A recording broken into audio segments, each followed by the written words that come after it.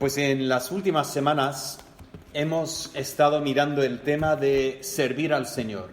¿Qué significa servir al Señor? Y hemos dicho, servir al Señor no es lo que a veces imaginamos, ¿no? Que servir al Señor es ir a la África y pues dedicar tu vida a los huérfanos. Obviamente esto puede ser un servicio al Señor, pero también notamos que hay gente que va a la África para trabajar con huérfanos que no tiene ni conocimiento de Dios. O sea, eso no es el único servicio y la verdad es que hacemos mal cuando en nuestra mente adjudicamos la palabra servicio directamente a un campo así. Nosotros vimos que bíblicamente servimos al Señor empezando con lo más sencillo, con despertarnos, orar, hablar con el Señor, abrir su palabra, empaparnos con las verdades de Dios y vivir el mensaje del Evangelio. Esto es servir al Señor.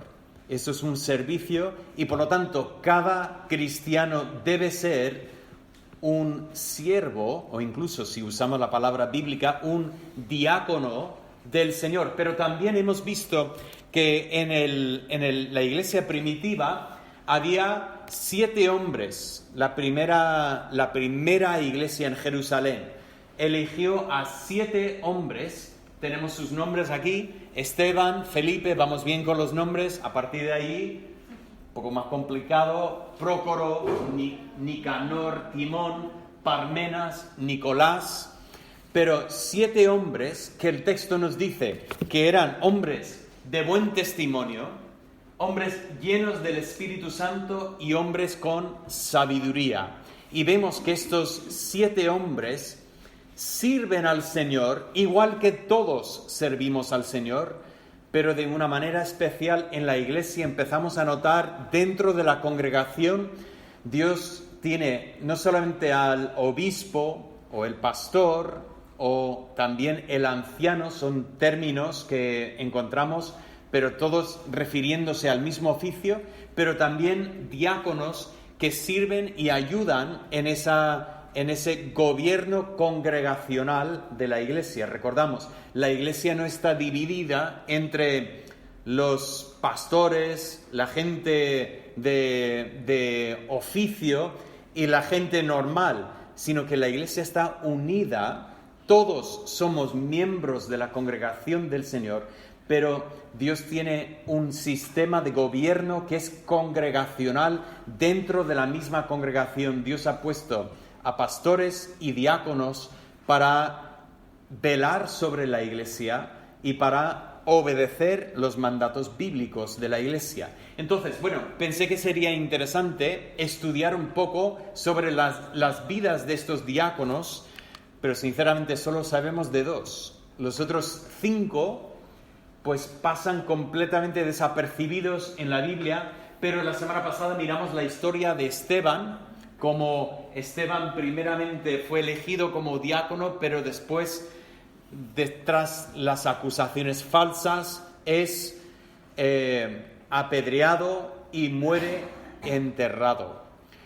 Entonces, nos queda Felipe. Vamos a hablar de Felipe. Os vuelvo a decir, los otros nombres, nosotros no tenemos historias bíblicas sobre ellos, entendemos que sirvieron al Señor en la iglesia, sirviendo las mesas. Si recordáis, aquella situación era la primera situación que nació en la iglesia, donde los apóstoles decían, no podemos abandonar la palabra, porque eso realmente es la función principal de la iglesia, para poner comida en las mesas. Y por lo tanto entendemos que los diáconos servían así, pero es curioso notar que no se limitaban a simplemente poner comida en la mesa, sino que, como vimos en Esteban, predicaba con poder el mensaje del Evangelio. Y vemos lo mismo en cuanto a Felipe.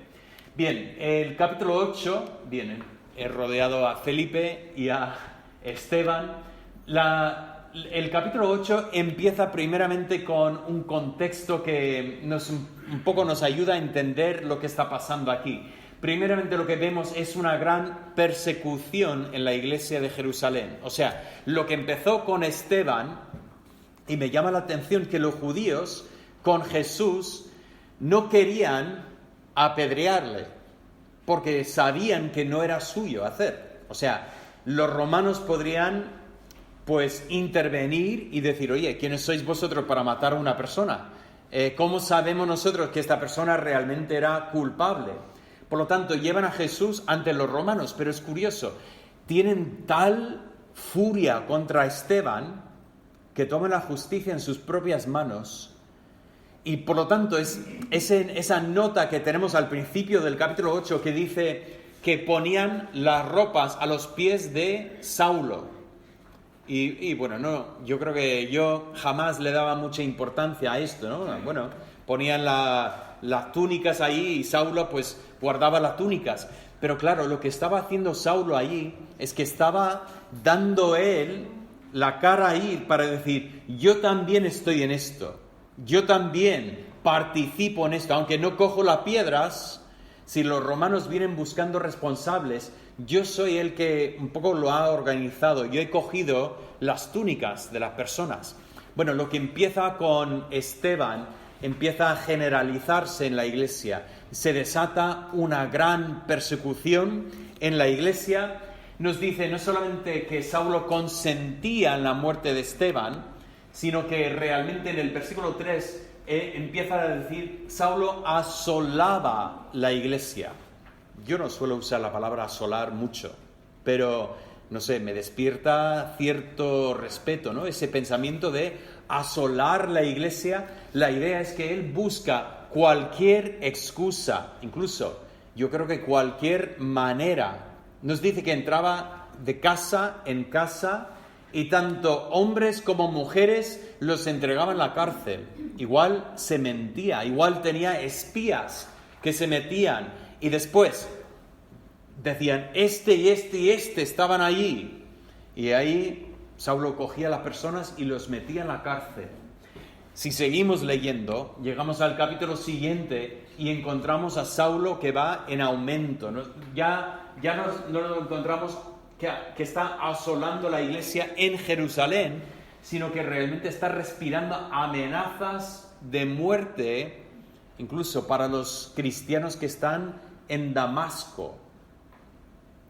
Hay mucha distancia entre Jerusalén y Damasco, y así es ese furor, ese celo de Saulo contra la iglesia. ¿Y qué es lo que pasa con esa persecución? Pues la iglesia es esparcida. La iglesia se esparce, los cristianos se esparcen y encontramos una gran predicación. Qué bonito es ver a los cristianos salir de Jerusalén, salir de su zona de confort y empezar a predicar el evangelio en todos sitios. Así que los cristianos están esparcidos, nos dice, salvo los apóstoles. No entiendo, o sea, debemos entender que no es que tienes a son los apóstoles, los 11, está Jacobo, Santiago, estará también el que eligieron para sustituir a Judas, pero tampoco estamos hablando de que estos 13 están sentados ahí solos. O sea, realmente la gran mayoría de los hermanos se van, pero lo que encontramos es que se van los hermanos, pero no van huyéndose los líderes de la iglesia. Entonces los vemos todavía en Jerusalén y se sigue predicando en Jerusalén, pero los cristianos empiezan a predicar el evangelio en todas las zonas. Por cierto, si recordamos el versículo clave de Hechos, es este texto que dice que vosotros seréis mis testigos ¿recordáis? Jerusalén, en toda Judea, en Samaria y hasta los fines de la tierra. Entonces, ¿qué es lo que pasa? Bueno, desde el día de Pentecostés han sido testigos en Jerusalén y ahora estamos empezando a ver la manera técnica, la manera física que Dios empleó para que el evangelio se predicara ¿dónde? En toda Judea. Se van extendiendo y predicando el evangelio. Por cierto, muy buena idea para nosotros. No esperemos que Dios mande persecución para que vayamos predicando el evangelio. Que empecemos ya y que prediquemos el evangelio. en toda nuestra Jerusalén, en toda nuestra Judea, incluso si Dios nos manda a Samaria y hasta los fines de la tierra, que seamos fieles en anunciar y predicar este mensaje. He puesto aquí literalmente evangelizando con la palabra. Hay algunas frases muy interesantes en la Biblia que son un poco difíciles de traducir. Bueno, predicando el evangelio, ese es el pensamiento, pero qué interesante, compartiendo las buenas noticias, pero realmente ¿dónde se encuentran? En la palabra. Esta es lo que nosotros tenemos para dar al mundo. No tenemos solo nuestra moralidad, no tenemos solo nuestra buena familia, sobre nuestra, no sé, que somos buena gente y esto lo compartimos. No, tenemos el evangelio de la palabra y esto es lo que tenemos que compartir con el mundo. El caso es que esta gran predicación que vemos aquí es el contexto para la historia de Felipe. Entonces, nuestra historia empieza aquí en el punto 1, que veis aquí en el mapa. Aquí está Jerusalén. Bueno, está aquí literalmente al lado del punto. No quería taparlo, pero nuestra historia empieza en Jerusalén. Cuando los hermanos están esparcidos, encontramos que Felipe también sale de Jerusalén. Uno de los primeros diáconos sale de Jerusalén rumbo a Samaria. En nuestra Biblia dice, descendió a Samaria, y siempre nos llama la atención porque miramos el mapa y decimos, ¿cómo que descendió? Pero tenemos que recordar, ellos miraban que Jerusalén está en lo alto, entonces de Jerusalén siempre descendías, ¿vale? Y si ibas a Jerusalén siempre ascendías. Así que desciende y busca Samaria. ¿Qué es Samaria? ¿Qué sabemos de Samaria? Si vamos muy para atrás, encontramos que era la capital del reino de Israel. Cuando se divide el reino, tienes Jerusalén y Samaria, las dos capitales. Pero en Samaria tenemos un desastre de religión desde el primer momento, idolatría, y desde el primer momento hay un choque entre Samaria y Jerusalén. Pero si avanzamos un poco más en el tiempo, encontramos que Samaria es desobediente a Dios y Dios envía a una potencia para venir contra ellos y los capturan y los llevan cautivos. Samaria es borrada. Pero no, porque ese rey decide traer a otras personas y trasplantar una nueva Samaria. Una Samaria que será pues leal y fiel a ese rey extranjero. Pero curiosamente, por superstición, estas personas que vivían en Samaria decían, tenemos que adorar los dioses de Samaria.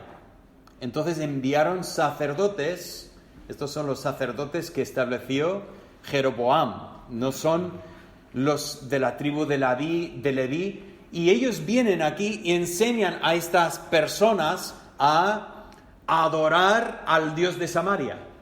Ya podemos imaginar cómo los veían los judíos.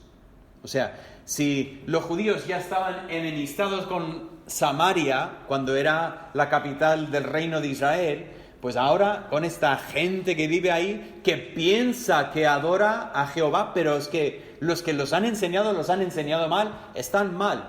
Ya podemos entender el pique que existía entre los judíos y los samaritanos.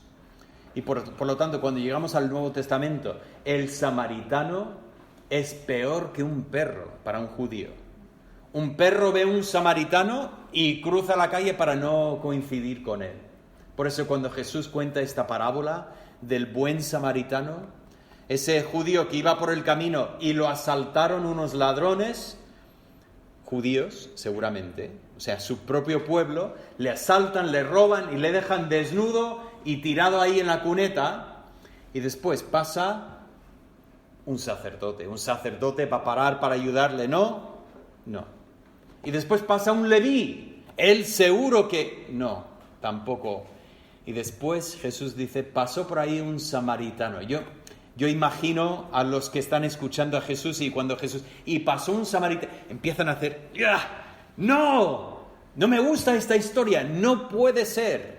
porque os prometo que si llegamos a invertir los papeles, el judío no para ayudar al samaritano, ni el tercero, ni el 10º, ni el 1000. O sea, ningún judío para coger al samaritano, y sin embargo el samaritano coge al judío, lo lleva al sitio y ahí lo cuidan y dice, mira, aquí tienes dinero y si tienes que gastar más, dímelo y cuando pase por aquí lo pagaré. Cristo dice, ahí tienes uno que está amando a su prójimo. Esto es lo que es amar al prójimo. Qué gran lección para nosotros. Bueno, cuando Felipe sale de Jerusalén, viaja a Samaria y solo podemos imaginar lo que le podrían haber dicho otros. Felipe, ¿estás loco? ¿Vas a ir a predicar a Samaria? ¡Por favor! ¿No sabes lo que son los samaritanos? Y sin embargo, Felipe está no para seguir con los prejuicios de su cultura, sino para predicar el Evangelio. Ahora, yo no voy a tomar mucho tiempo de mirar este pasaje del 5 al 25, porque me interesa enfocar en el diácono Felipe. Por lo tanto, rápidamente comento que predica en Samaria y allí está predicando a Cristo. Es interesante el lenguaje que dice que en Jerusalén evangelizaban con la palabra, y ahora nos dice específicamente predicaba, anunciaba a Cristo. En Samaria está predicando el mensaje de Cristo. Hay una confirmación de su mensaje, igual que había con Esteban también, esos milagros y señales que Dios hace para confirmar el mensaje, y el resultado del mensaje es gran gozo en Samaria. Ahora, aquí es donde la historia un poco se desvía y enfoca en un personaje interesante y curioso. Su nombre es Simón. Simón es una persona que lo describe como un gran mago. Ahora, tenemos que un poco hacer pensamiento, porque para nosotros entendemos pues un mago, hacen un espectáculo. Yo llevé a mis hijos a ver a un mago aquí en Petrer y bueno, era pues muy interesante ver. Ahora, me puse un poco nervioso porque, claro, una cosa es hacer un truco y tú sabes que está haciendo un truco, otra cosa es presentarlo como si realmente estás haciendo contacto con espíritus, pero la verdad es que todo lo que estaban haciendo eran trucos, nos estaba engañando. Y bueno, ese tipo de magia, entendemos que hay cierta inocencia en esa magia, ¿no? Y aún más cuando las personas ya muestran cómo hacen los trucos que hacen, y a mí me fascina, ¿no? Ver cómo lo han hecho y yo puedo hacer eso, no lo puedo hacer. Y muchas veces dices, ni es magia, o sea, es que aprenden. Recuerdo uno que hacía aparecer peces y resulta que él había aprendido a tragar un pez y cuando llegaba el momento sacarlo. Y digo, ni me interesa hacer ese truco para nada. El caso es que Simón es un gran mago, seguramente muchos trucos que empleaba para engañar a la gente, pero posiblemente hay otras fuerzas en su vida que son fuerzas espirituales. Bueno, ¿qué pasa con este gran mago? Pues confiesa a Cristo y es bautizado. Y nos dice que no se apartaba de Felipe, estaba con Felipe día y noche, observando todo lo que hacía.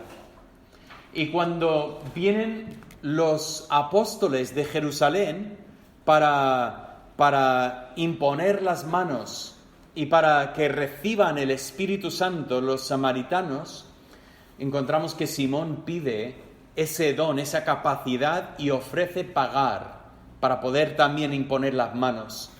Y ahí tenemos ese gran enfrentamiento entre Pedro y Simón, y donde Pedro le llama lo que es, o sea, es una persona que realmente no conoce al Señor. Dice, tú estás destinado al infierno, porque tú estás aquí no por lo que Cristo puede hacer en tu vida, sino por lo que tú puedas aprovechar a Cristo y así manipular a otras personas.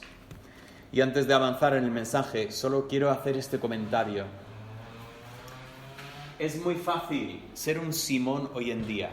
No estoy hablando de ofrecer dinero para poder hacer la imposición de manos, sino estar en un contexto, formar parte de una iglesia donde estás sentado, pareces que eres igual que los demás, sin haber conocido a Cristo como tu Salvador. Simón se bautizó, era uno, y sin embargo, Simón no había conocido al Señor. Simón estaba buscando lo suyo propio y por lo tanto se reveló que realmente no era. Y cuando Pedro le advierte que vas al infierno, la única respuesta de Simón es: ora por mí para que no ocurra lo que tú has dicho. ¿Cómo? ¿Dónde está el arrepentimiento? No hay arrepentimiento. Y hay que decir, cuidado, porque lo que salva no es venir a una iglesia, no es tener un título en tu vida, no es que yo soy evangélico, no, esto no salva. Lo único que puede salvar es conocer a Cristo, es experimentar la transformación de la fe en Él, es lo único que tiene valor. Bueno, vamos a avanzar más para llegar a la parte que más me interesa de la historia de Felipe. Felipe abandona Samaria en medio de lo que está pasando, en medio de este avivamiento, abandona para hacer este viaje hacia el sur. Ahora he puesto el número 3 aquí abajo, aunque la verdad es que no sabemos en qué punto del camino se encontró Felipe con el eunuco. Podría haber ocurrido más en esta zona, pero el hecho de que hable del desierto me hace pensar que seguramente era ya cruzada esta parte donde ya empezamos a entrar en la zona más desértica, saliendo de la zona de Judea. ¿Y qué es lo que pasa aquí? Bueno, primeramente yo lo he llamado un mensaje inesperado. ¿Podéis imaginar lo bonito que sería predicar el Evangelio, por ejemplo en Samaria, y la gente responde al Evangelio, la gente se bautiza y hay un ambiente realmente gozoso? La gente se está gozando porque ha conocido al Señor. Y viene un ángel y le dice: Felipe, levántate y ve hacia el sur por el camino que desciende de Jerusalén a Gaza, el cual es desierto. ¿Podéis imaginar a Felipe en este momento? Diciendo: a ver, un momento. A ver si esto lo estoy entendiendo bien. Tú quieres que me vaya de aquí, donde estoy sirviendo, siendo útil, haciendo cosas, y tú quieres que vaya ¿a dónde? Gaza, el cual es desierto. ¿Te has equivocado? ¿No puedes enviar a otro? ¿A mí me quieres enviar ahí? Me hace pensar sobre todo esto. Levántate y ve. Me hace pensar en, ¿sabéis quién, no? Jonás. En Jonás. Dios vino y dice: Jonás, levántate y ve a... Y Jonás dice: yo me levantaré y yo me iré, pero a Nínive no, me voy en la otra dirección. Felipe podría haber hecho esto y sin embargo no lo hizo. Se levantó y se fue. Qué curioso. Abandonó todo lo que estaba pasando. Imagino que más de uno, quizás algunos de los mismos que decían: ¿vas a ir a Samaria? ¿En serio, Samaria? Y luego después, cuando Dios estaba obrando, igual se acercaban para ayudar. Y ahora dice: me voy. ¿A dónde? Al desierto. ¿Estás loco? ¿Otra vez? ¿Te vas? Y se fue. Se fue. ¿Por qué? Porque había un personaje inesperado. Yo no sé si Felipe esperaba encontrar a alguien. Voy al desierto. Bueno, Dios envió a Elías al desierto también. Pues a lo mejor Dios tiene que decirme algo. Llega allí Está en el desierto y dice, vale, Señor, aquí estoy en el desierto, ¿ahora qué? Y de repente, ahí en el horizonte, ve un carro. Un carro de, pues a lo mejor Dios quiere que hable con esta persona. Pero conforme se va acercando más, ese personaje es completamente inesperado, porque no es un carro cualquier, es un carruaje de lujo. Es, vamos, el último modelo, creo que BMW ya no estaba fabricando en ese momento, pero vamos, sería algo parecido, sería de lo último. Resulta que es un funcionario de la reina de Etiopía, y no cualquier funcionario, porque claro, hay funcionarios y hay funcionarios. Este funcionario es el que mira el tema del tesoro nacional. Ahora, no quiero decir necesariamente que es un hombre rico, pero es un hombre que seguro que viaja bien. Y además, sospecho que no viaja solo. Ahora, en el texto no nos dice nada de personas que viajaban con él, pero me extrañaría, ¿no? Una persona que encargada del tesoro, dirías que por lo menos tendría una escolta o dos, alguien que iría con él. Y bueno, me pongo en la piel de Felipe y yo veo venir este hombre y digo, este no será, ¿no? Este no. Será otro, ¿no? Que, hombre, ¿cómo voy a hablar con este? ¿Cómo voy a predicar a este? A lo mejor, con cualquier gesto, los dos guardaespaldas me aniquilan y ya está. Y sin embargo, Dios dice, Felipe, ¿ves este carro? Acércate. Ahora, nosotros sabemos que este hombre va leyendo. Él tiene este don especial que no todo el mundo tiene de poder leer en un carro, un coche. Mi esposa no tiene este don. Yo a veces digo, cariño, léeme algo. Dice, me estoy mareando ya.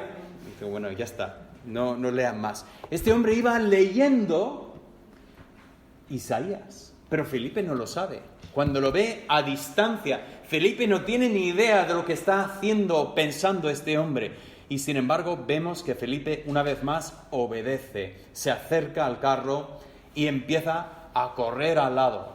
Y otra escena más que me encanta, porque veo a Felipe que está corriendo. Ahora, imagino que igual el hombre no viajaba súper rápido, porque se apremia la comodidad.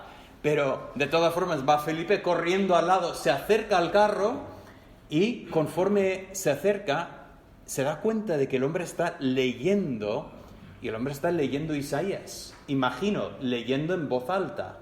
El hombre va leyendo del profeta Isaías. ¿Cuáles son las probabilidades que en medio del desierto vas a encontrar a un hombre leyendo Isaías? Bueno, al final, lo que Felipe tampoco sabía es que este hombre venía de Jerusalén. Este hombre había ido a Jerusalén a adorar al Dios que todavía no conocía. Y volvía leyendo Isaías. Y ahí está Felipe diciendo, y yo casi dudé de que si debería acercarme o no. Mira, es perfecto. Bueno, he puesto ahí el texto y eso le presenta una oportunidad inesperada. Una oportunidad perfecta. El hombre está leyendo, pero no solo leyendo el Antiguo Testamento, sino leyendo quizás el pasaje más claramente evangelístico de todo el Antiguo Testamento. Si pudiéramos preguntar a Felipe, descríbenos lo que sería tu situación sueño, ¿no? Lo mejor que podéis imaginar, donde una persona está leyendo la Biblia y tienes oportunidad de coger desde ahí y predicar el Evangelio. Estoy seguro que Felipe y todos los demás diríamos Isaías 53. Sería perfecto para empezar de ahí para anunciar el Evangelio. Vamos, si la persona estuviera leyendo Primera de Crónicas 1, 2 y 3, un poco más complicado hacer el salto desde ahí. Se puede hacer, pero más difícil, ¿no? Pero Isaías 53, eso es en bandeja. Esto es que Dios lo prepara, vamos. Y es justo lo que pasa en esta historia. El hombre está leyendo y Felipe le hace la pregunta. Felipe dice, ¿entiendes lo que lees? Esa pregunta podría haber ido un poco mal, ¿no? Este hombre, funcionario de la reina, viajando en un carro, leyendo un rollo, un texto, y alguien se acerca corriendo y dice, ¿entiendes lo que estás leyendo? ¡Hombre! ¿No ves que lo entiendo, que leo hebreo? Y sin embargo, el hombre contesta esa contestación perfecta. ¿Cómo voy a entender si no tengo a nadie para explicármelo? Entonces, esa parte me encanta cuando Felipe dice, pues si me permites entrar en el carro, te lo explico. Porque estaba pobre corriendo y dice, no puedo más, déjame subir un momento y te lo explico, te prometo, pero no me obligues a correr y explicártelo mientras corro. Entonces sube al carro y nos dice que anunció el Evangelio de Jesús, las buenas noticias de Jesús. Aquí está Felipe, dice, yo pensaba que dejaba Samaria y que ya no iba a anunciar el Evangelio de Jesús, pero aquí estoy otra vez más predicando el Evangelio de Jesús. Lo que me llama la atención de este pasaje es que el eunuco está leyendo y nos dice exactamente lo que estaba leyendo. Dice así en Hechos 8,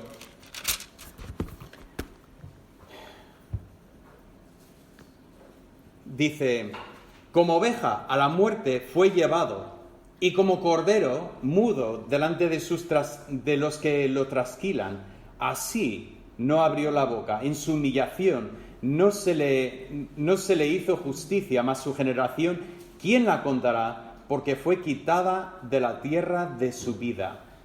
Fue quitada de la tierra su vida.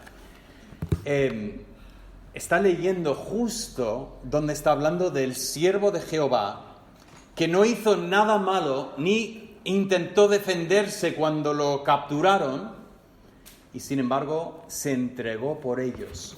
Pero si tienes una nota en tu Biblia, te manda a Isaías 53, y cuando buscas en Isaías 53, encontrarás esas mismas palabras. Están en los versículos 6 y 7. Ahora, no coincide exactamente, 7. ¿Cómo? El 7. Bien, angustiado él y afligido, o sea, esta parte no teníamos en Hechos, sino que encontramos al eunuco en medio versículo 7. Dice, no abrió su boca como cordero, así todo hemos leído y tal.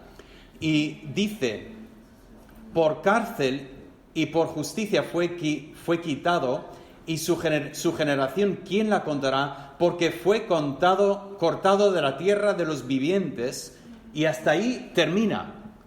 Pero en Isaías la siguiente frase es, y por la rebelión de mi pueblo fue herido. O sea, incluso el hombre estaba en el punto perfecto para que Felipe diga, lee la siguiente frase, por la rebelión de mi pueblo fue... El hombre hace la pregunta, ¿quién está hablando aquí? ¿El profeta u otro? Por mi pueblo fue quitado. O sea, eso no es el profeta hablando de sí mismo. Y Felipe empieza a anunciar el Evangelio, que nosotros todos somos pecadores. Todos hemos ofendido a un Dios santo. Sí, nosotros lo miramos desde otro punto de vista. Nosotros miramos a los que pecan más que nosotros y luego de ahí pues nos justificamos y decimos, ellos son pecadores, pero yo soy mejor que ellos. Pero ese no es el punto de vista de Dios. Dios nos mira y nos ve a todos como asquerosos pecadores que no merecemos tener comunión con Él. Y sin embargo, Dios, viéndonos así, nos amó de tal forma. Eso es el misterio del universo. ¿Cómo podría Dios amarnos siendo nosotros lo que somos? Dios nos amó de tal manera que envió a su Hijo unigénito para que Él muriera en nuestro lugar. Él, por la rebelión de su pueblo, fue cortado. Y encima nosotros lo tuvimos por justiciado, o sea, por rechazado por Dios. Ahí estaban los que estaban en la cruz aquel día diciendo, va, déjalo, que venga Dios a ayudarle. A a ver qué pasa. Y dice, pero Él hizo por nuestros pecados, el castigo de nuestra paz fue sobre Él. Ese es el momento en que Felipe se da cuenta de que Dios ha hecho algo enorme aquí y anuncia el mensaje a este eunuco. Y eso nos lleva a un resultado inesperado. Están viajando y de repente el eunuco ve agua y dice, oye, ¿y por qué no me puedes bautizar? Ahí hay agua, me bautizo. Y Felipe dice, déjame terminar el sermón primero, ¿no? Pero no se trata de un sermón, ¿no? Se trata de la fe de un hombre. Y dice, pero ¿tú crees? Y el hombre dice, yo creo. Y Felipe dice, pues entonces, pues te voy a bautizar en señal de tu fe que tú has puesto en Cristo. Y vemos cómo entran los dos en las aguas del bautismo y mediante este símbolo físico que no cambia a la persona, que no hace nada mágico para la persona, bautiza al eunuco en señal de su fe. Y luego, curiosamente, justo cuando Felipe dice, después de bautizarle, voy a seguir el sermón y voy a ver si puedo poner unas bases para que este hombre pueda, y nos dice que saliendo del agua, el Espíritu del Señor arrebató a Felipe. Imagina lo que sería. Saliendo del agua, el eunuco dice, ¿pero qué ha pasado con el chico este? Pero nos dice el texto que se fue como gozoso. No es sorprendente, ¿no? La misma cosa que había ocurrido cuando el Evangelio entró en Samaria. El gozo vino con el Evangelio. Primeramente viene la tristeza de ver el pecado, pero eso se reemplaza con el gozo de saber que Dios nos amó de tal manera que nos ha salvado y tenemos comunión con Él, tenemos perdón de los pecados, tenemos una vida nueva. Y ese eunuco se fue gozoso a su tierra. Y Felipe de repente se encuentra en Azoto. Ahora, es curioso que si lo veis aquí escrito, eso es la forma en que conocemos esta ciudad en el Antiguo Testamento, Asdod. ¿Recordáis esta ciudad? ¿A quién pertenecía esta ciudad? A los filisteos. Imagino que, toda esta costa es lo que pertenecía a los filisteos y hasta el día de hoy es una zona de conflicto para los judíos. Pero imagino que de repente se encuentra en Azoto y dice una vez más, yo jamás hubiera venido aquí. No hubiera sido mi elección, jamás habría dicho, quiero ir allí a la zona de los filisteos, los antiguos filisteos. Pero Dios dijo, vale, Felipe, siguiente sitio. Y ahí Felipe nos dice que se encontró en Azoto y pasando anunciaba el Evangelio en todas las ciudades hasta que llegó a Cesarea. Vuelvo a poner el mapa porque así continúa por toda la costa hasta llegar a Cesarea. Y ahí Felipe está anunciando el mensaje del Evangelio. Ahora, pienso en esta historia y digo, qué interesante esta historia, ¿no? Primeramente, el pobre Felipe nunca llega a estar en paz en ningún sitio. Justo cuando las cosas van bien en Jerusalén, ¡pum!, persecución para Samaria. Cuando va todo bien en Samaria, Dios dice, para Gaza. Cuando justo las cosas van bien en Gaza, Dios dice, ni te mando, te llevo. Y le pone en Azoto. Y cuando ya va hacia Cesarea, lo interesante es que cuando volvemos a ver a Felipe, lo encontramos años después, todavía en Cesarea. Dios tiene momentos en que nos mueve y tiene momentos en que nos planta. Y vemos que Felipe es plantado en Cesarea y ahí predica el mensaje. Incluso cuando lo conocemos, ¿sabéis cómo se le presenta? No como el diácono Felipe, sino el evangelista Felipe. El que era uno de los 7, nos dice. O sea, lo reconoce que era un diácono, pero lo llama el evangelista. ¿Por qué? Porque este hombre dedicaba su vida a compartir las buenas noticias. Y lo encontramos con 4 hijas que nos dice que profetizaban, entendemos, dentro del contexto. No está hablando de que eran predicadoras en la iglesia, porque entendemos por el contexto bíblico que eso no es la forma en que Dios ha establecido su iglesia, pero entendemos que anunciaban el mensaje o a niños, jovencitos, o a otras mujeres, y estaban ministrando la palabra así fielmente sus hijas. Qué bonita es ver esa familia que ha vivido el Evangelio, ha conocido el Evangelio y está compartiendo el Evangelio constantemente. Pero tengo varias cosas que quiero comentar en cuanto a la parte de esta historia sobre Felipe. Si queremos servir al Señor, debemos reconocer, en primer lugar, la importancia de estar donde Dios nos pone.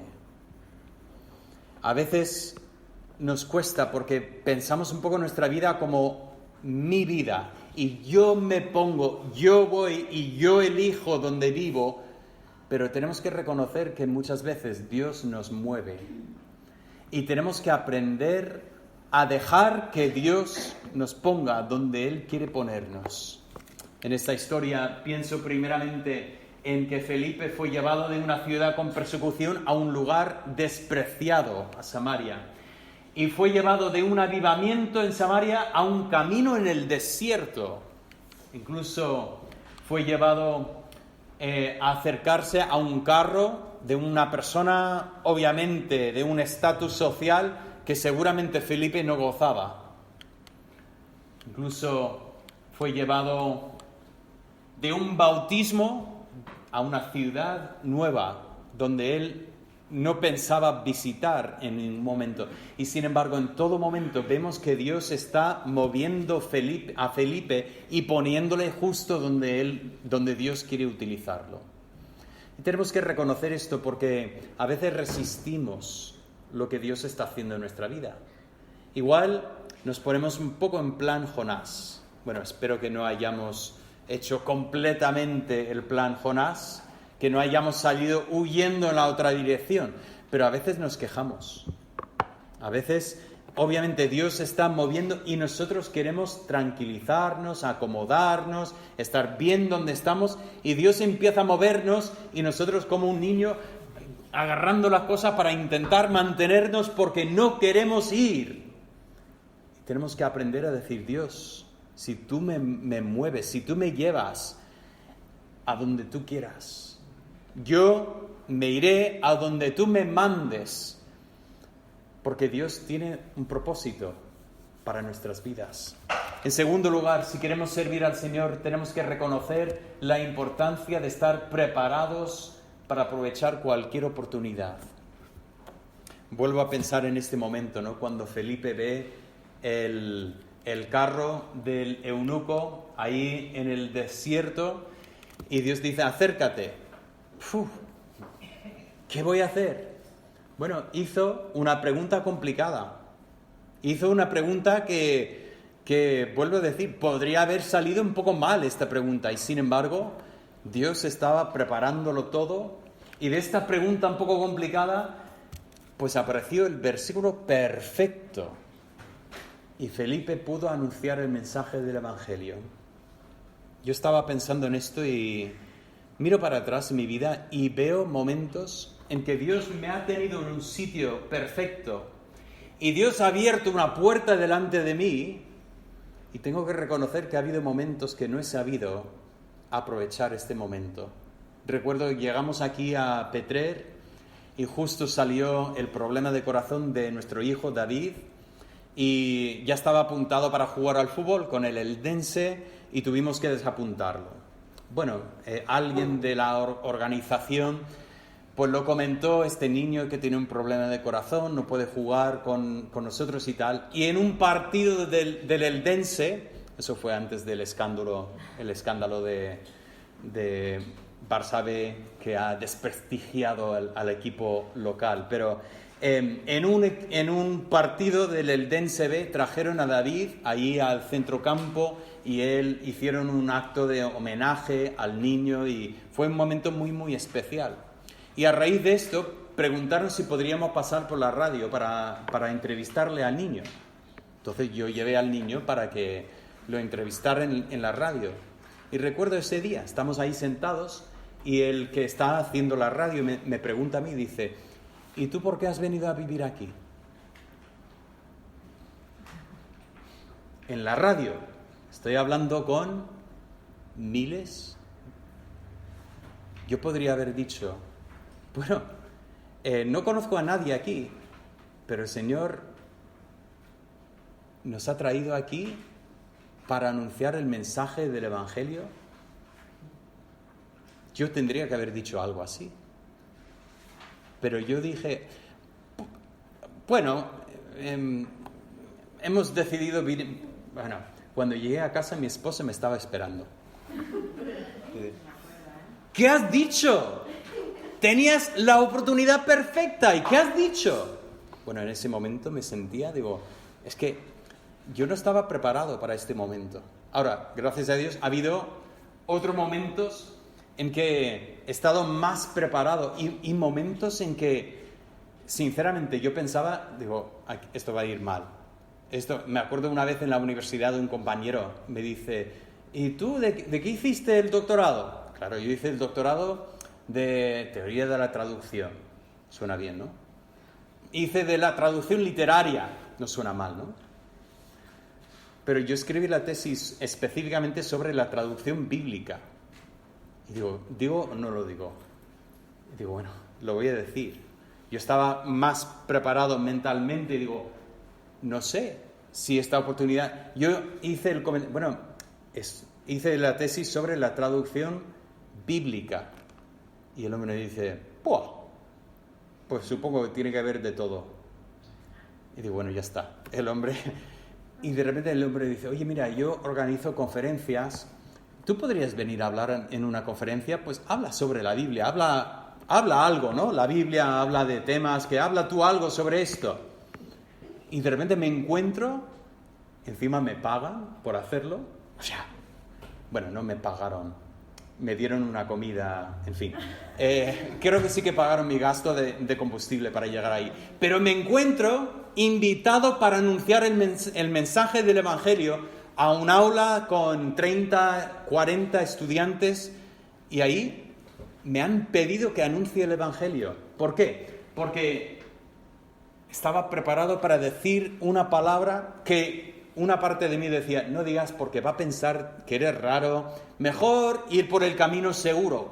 No, mejor obedecer al Señor y ver cómo el Señor abre puertas inesperadas. Oye, ¿y si aquel hombre me hubiera dicho, sí que eres raro, y nunca habría hablado conmigo otra vez?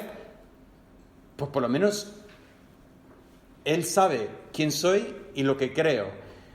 Mucho mejor que escondernos y tener miedo de decir. Y finalmente, si queremos servir al Señor, debemos reconocer la importancia de no entorpecer el plan de Dios con nuestros prejuicios. Qué interesante que Felipe es el primero en bautizar a un gentil. Luego después vendrá Pedro. Pero qué curioso que cuando Dios quiere que Pedro bautice a un gentil, Dios le tiene que mandar 3 visiones distintas. Y cada vez Pedro dice, no Señor, no Señor, no Señor, hasta que por fin dice, vale, sí Señor, entiendo. Y qué curioso que Felipe bautiza a este gentil sin problema y Dios lo lleva a una nueva ciudad y no encontramos a Felipe pataleando, quejándose, va obediente para seguir al Señor en todo lugar. Como decía, la próxima vez que vemos a Felipe en la Biblia, lo encontramos en el capítulo 28 y lo encontramos como Felipe el Evangelista, que era uno de los 7. Pero la palabra clave para mí de toda la vida de Felipe es la palabra obediencia. Sí, Felipe es uno de los primeros diáconos, tiene un buen testimonio, lleno del Espíritu Santo, lleno de sabiduría, pero es un hombre obediente. Y si recordáis lo que estamos viendo aquí, el tema de los diáconos es que cuando vemos un diácono en la Biblia no es un superhéroe cristiano, no es un nivel por encima de los demás.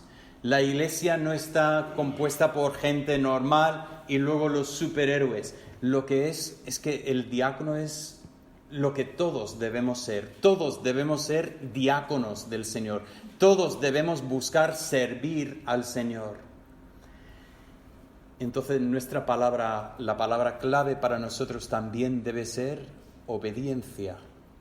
Estamos dispuestos a obedecer al Señor en todo lo que Él manda en nuestras vidas. Estamos preparados para obedecer al Señor y ser ese testimonio para Él que Él busca en este mundo. Así es la meta que nosotros tenemos de obedecer y ser usados por Dios, igual que Felipe lo fue en el capítulo 8 de Hechos. Padre Santo, damos gracias por el ejemplo de Felipe. Damos gracias por su obediencia, que es un gran ejemplo para nosotros, porque reconocemos en nuestras vidas muchas veces esa resistencia cuando estás intentando hacernos ver nuestro pecado, resistimos. Cuando quieres sacarnos de nuestra zona de confort, resistimos. Cuando abres puertas delante de nosotros para poder testificar, tristemente también a veces resistimos. Pedimos que nos ayudes a ser buenos diáconos tuyos, buenos siervos tuyos, para que tú seas glorificado en nuestras vidas. Tú lo mereces, Padre, y pedimos que así sea. En el nombre de Cristo Jesús. Amén.